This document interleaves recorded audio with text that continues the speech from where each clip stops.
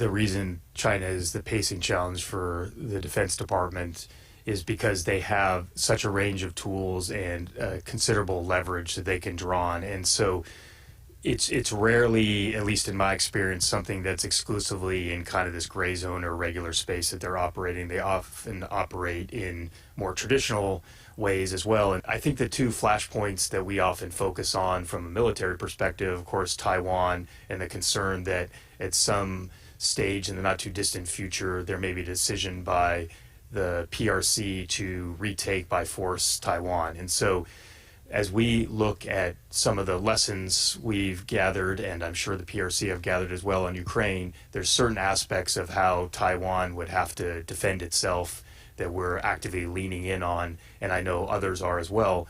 But there's fundamental differences as well. But at the end of the day, this is about deterrence, I think, from our perspective, and that's a cognitive thing. And so here I think we're carefully calibrating what we're doing at any given time to, as much as possible, establish that deterrence, dissuade from a military operation into Taiwan, but recognizing China is an important trading partner of ours too, and this gets out of my depth, not my job, but this is where this gets particularly complex. Jeff Selden with VOA.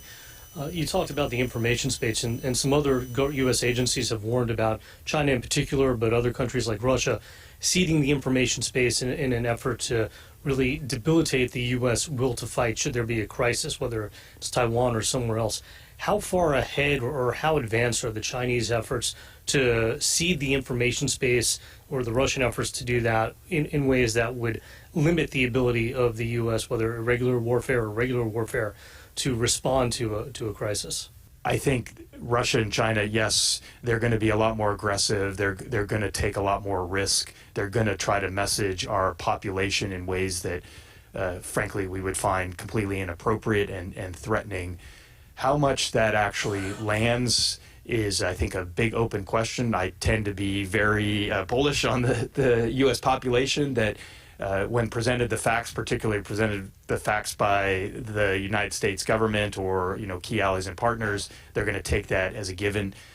It nonetheless doesn't mean that there won't be short-term advantages that the PRC and Russia can extract, particularly in a conflict situation.